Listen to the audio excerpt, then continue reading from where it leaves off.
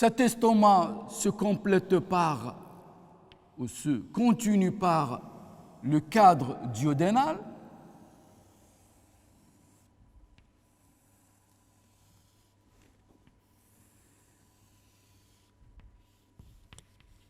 dont l'angle qui le relie avec le jejunum est situé derrière l'estomac. Bien sûr, qui dit cadre duodénal dit pancréas avec son crochet, ou pancréas de Winslow. Pancréas épouse le cadre.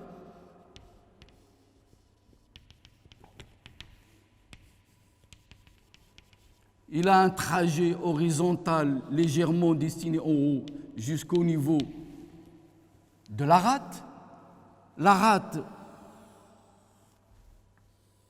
pyramide triangulaire avec trois bords, un bord antérieur crénelé, un bord postéromédial qui est normalement derrière la grande courbure, ici il est éclaté, et bien sûr un bord postéro-latéral. Vers le côté droit, la face inférieure de l'estomac que nous représentons surtout par son île, qui nous intéresse le plus. Le reste, vous le connaissez, c'est un estomac relevé pour pouvoir regarder en face notre face inférieure.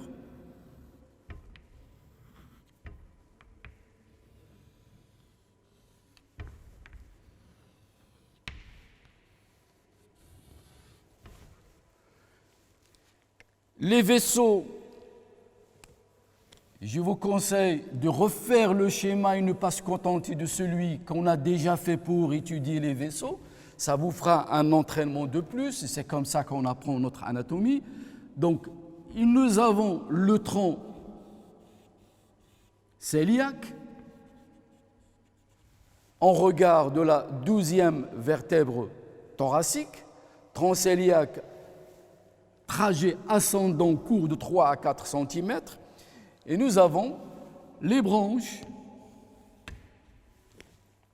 excusez-moi, donc nous avons les branches de ce tronc, les branches terminales, à savoir l'artère coronaire stomachique, dont on a étudié le trajet, qui se termine à droite du cardia, en une branche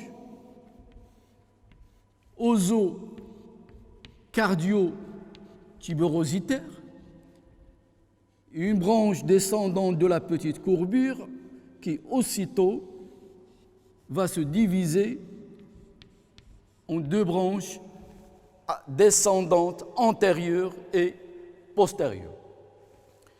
Nous avons l'artère splénique qui va suivre le bord supérieur de la rate, se terminer au niveau du île. Au cours de son trajet, elle a donné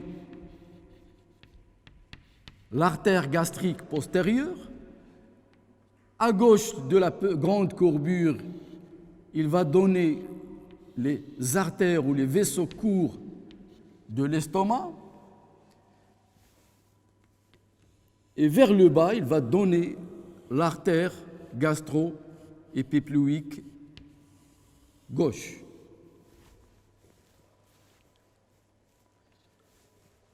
La troisième branche de notre tronc cœliaque va donner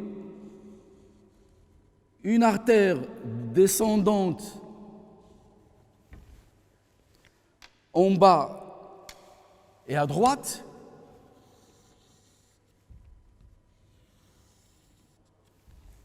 qui, lorsqu'il arrive derrière la terminaison du premier segment duodénal, se divise en une artère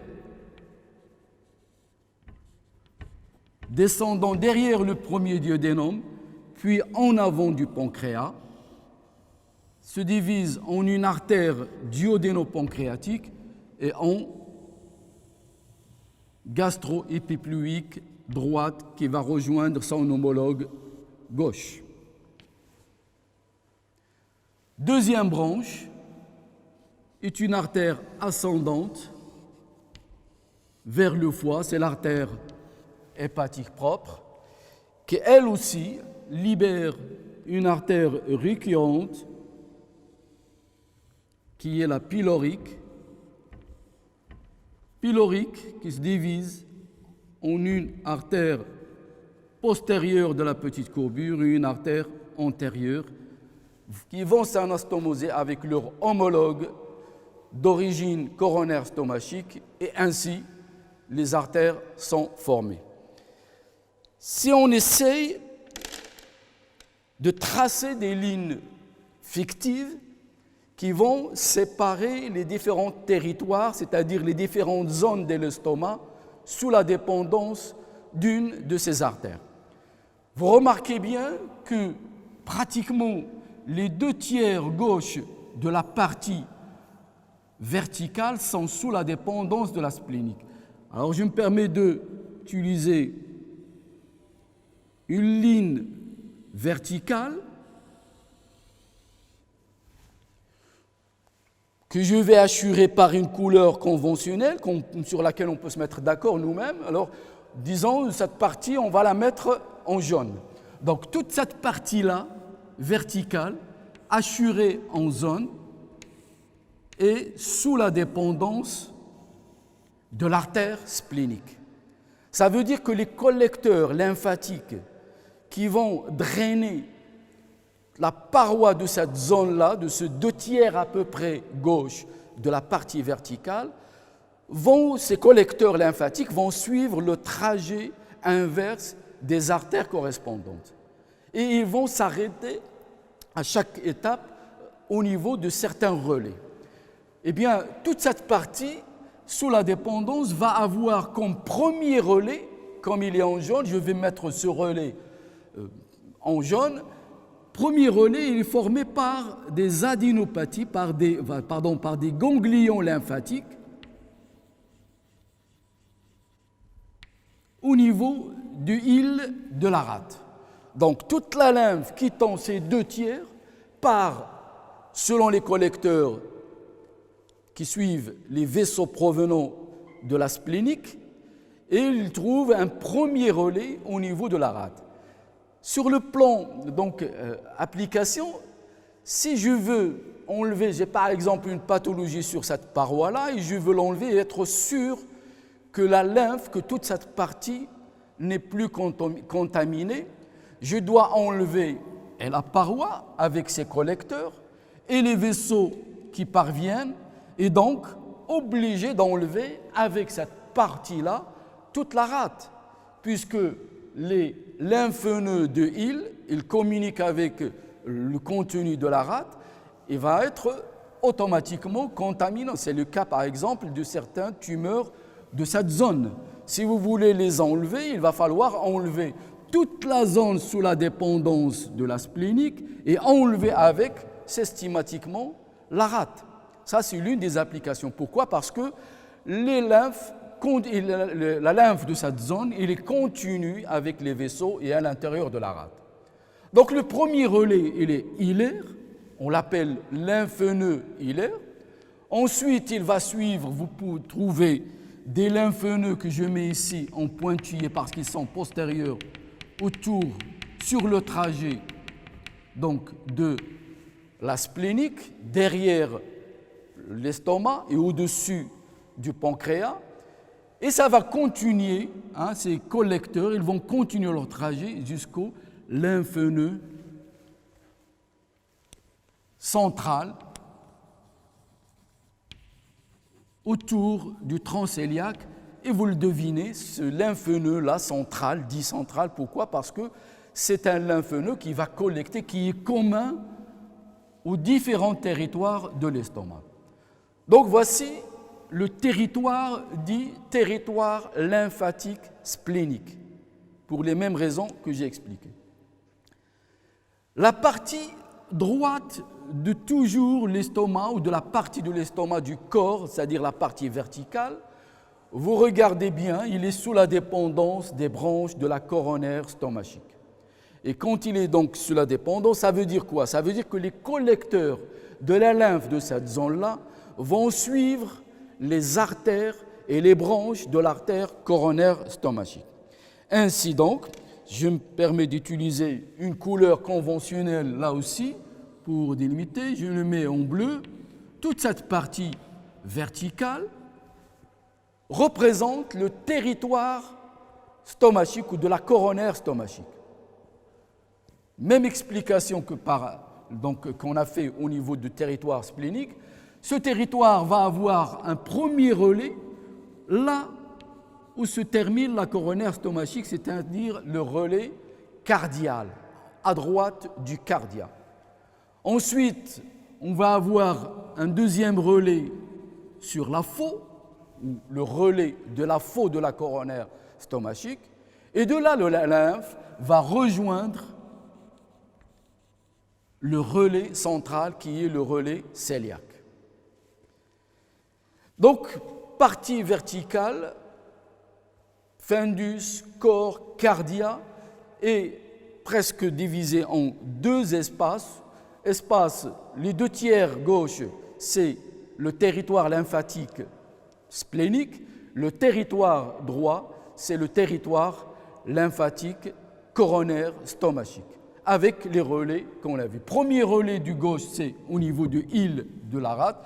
Premier relais de la partie droite, c'est au niveau du cardia, c'est le relais ou le lymphneux cardial.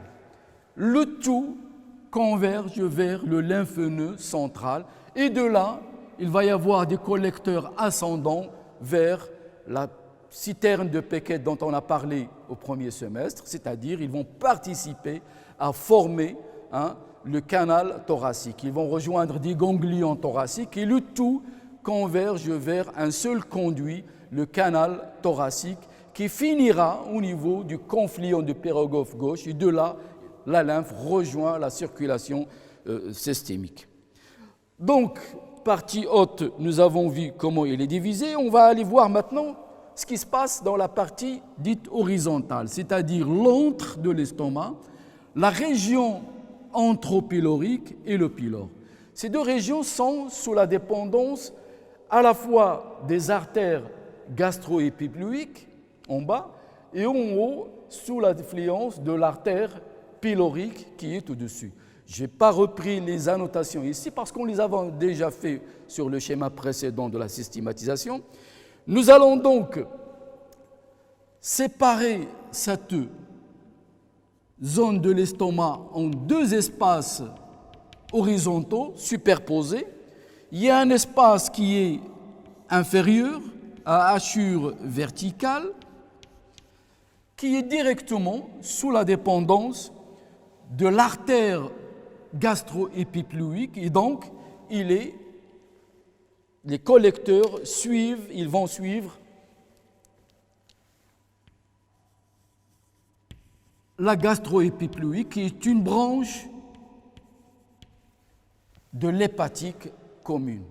Rappelez-vous, la gastro-épipluique, c'est une branche de la gastrodiodénale, laquelle gastrodiodénale est la terminale de l'artère hépatique commune. Donc, ces collecteurs de la partie toute basse vont se rejoindre le long de la grande courbure par des collecteurs pariétaux, ensuite des collecteurs ou des relais ou des lymphneux qui suivent la gastrodiodénale, et de là, ils vont suivre, selon les flèches, l'artère hépatique commune pour aller rejoindre les lymphoneux centraux ou le lymphoneux central. La partie toute haute est une zone sous la dépendance de la pylorique. Ces ganglions où le premier relais et les pariétales juste au niveau du bouquet artériel qui vascularise la partie haute de la région antropylorique. Il a un relais commun avec l'origine de l'artère pylorique et de là, la lymphe va rejoindre le relais central qui est le lymphoneux central. Donc, si l'on prend un exemple d'une pathologie, en particulier on prend toujours l'exemple de la pathologie cancéreuse de l'estomac, Tout dépend de la localisation. Si l'on agit à un temps précoce, on va être obligé d'enlever toute cette partie, tout le territoire concerné. On ne peut pas enlever juste autour de la tumeur. Il faut enlever toute la partie du territoire avec les lymphneux correspondants. Plus on tarde, plus la lymphe rejoint le niveau central, et donc quand le lymphoneux central est contaminé, ça veut dire que c'est trop tard, ça veut dire que toute la paroi elle est contaminée par des cellules néoplasiques. Donc voici ces territoires, comme je viens de le dire. Je reprends. La lymphe est un liquide extrait du sang, une partie donc, du sang. Je ne rentrerai pas dans les détails de la lymphe. Elle a un rôle dans la défense immunitaire. Sa circulation commence au niveau de la semi-muqueuse. Elle est drainée par des microcollecteurs. Plus on va vers la paroi, vers l'extérieur de la paroi, plus ces collecteurs s'assemblent et forment des collecteurs de plus gros diamètre. Et enfin, les derniers collecteurs suivent le trajet contraire des artères. Donc, pour reconnaître la lymphe, il suffit de reconnaître la distribution des artères. Alors, la seule différence, c'est que ces collecteurs connaissent des relais lymphatiques au niveau des masses cellulaires formant une sorte de ganglion. C'est ce qu'on appelle les lymphneux. Et chaque artère, avec ses différentes branches, connaît un certain nombre de relais. L'ensemble des relais drainent leur lymphe vers un relais central commun à toute la région. C'est le relais cœliaque, représenté ici en orange. Ainsi, l'estomac connaît 3 grands territoires si on veut se référer aux 3 branches terminales du tronc cœliaque. Le troisième territoire horizontal, on peut le subdiviser en 2, vu que les origines sont un peu différentes, les artères intermédiaires sont différentes, mais en réalité, c'est un seul territoire, c'est le territoire hépatique. Donc, par corrélation avec les artères, les 3 artères qui participent à la vascularisation de l'estomac, nous avons 3 grands territoires lymphatiques. Un territoire splénique qui comprend avec la paroi de l'estomac de cette zone la rate, puisque le premier relais est au niveau du hile de la rate. Un territoire coronaire stomachique, dont les relais suivent l'artère coronaire stomachique en sens inverse, et un territoire horizontal comprenant région antropylorique, pylore. Ce territoire, il est hépatique, puisque les 2 branches qui participent à sa vascularisation proviennent de l'artère hépatique commune. Ainsi, on a au niveau des flèches un territoire ou un lymphoneux hépatique commun, et de là, la lymphe va rejoindre le lymphoneux central, c'est-à-dire le lymphoneux cœliaque. Donc, je reprends avec eux. La légende, toutes les 2/3 de la partie verticale, c'est le territoire, correspondent au territoire lymphatique, splénique. La rate connaît le premier relais lymphatique splénique. On l'appelle lymphoneux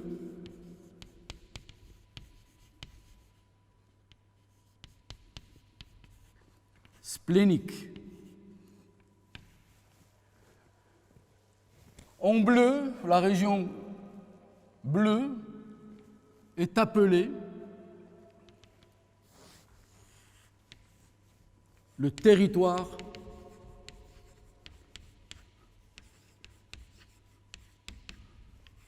lymphatique de la coronaire stomachique.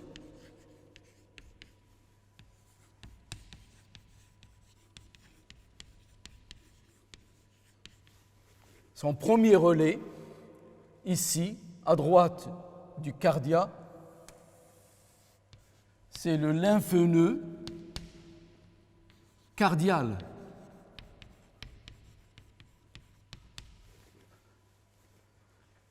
Le territoire inférieur peut être subdivisé en deux territoires. Nous avons les lymphneux de la gastro. Les lymphneux correspondent en fait de l'artère sur laquelle ils sont disposés. Lymphneux de la gastro-épipluique droite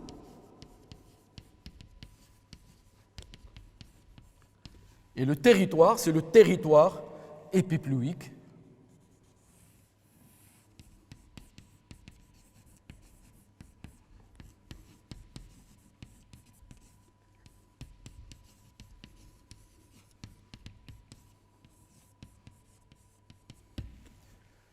Et au-dessus, vous avez des lymphneux pyloriques qui sont communs avec le foie, lymphneux pyloriques. Le plus important, c'est que les deux sous-territoires parviennent au lymphneux hépatique. Et de là, la lymphe va rejoindre le lymphneux central, c'est le lymphneux cœliaque ou cœliaque. Et à partir de là, des collecteurs vont rejoindre les lymphneux thoraciques et le tout se concentrera finalement, se drainera vers le collecteur principal qui est le canal thoracique. Voici donc cette distribution lymphatique. Retenons que les collecteurs sont calqués sur la distribution, donc leur distribution est calquée sur la distribution des artères, qu'ils accompagnent dans le sens opposé ces artères et qu'ils connaissent de temps en temps des relais ganglionnaires. Les relais sont au niveau de la paroi, sur la trajet de chacune des artères, jusqu'à le relais central qui est le relais cœliaque. Et à partir de là, la lymphe va rejoindre le reste de la lymphe du corps, d'abord ce diaphragmatique, ensuite intrathoracique, pour aller vers la distribution, donc pour rejoindre finalement la circulation systémique. Ainsi donc, ce chapitre de la vascularisation lymphatique est terminé. Il nous reste à parler de la vascularisation veineuse.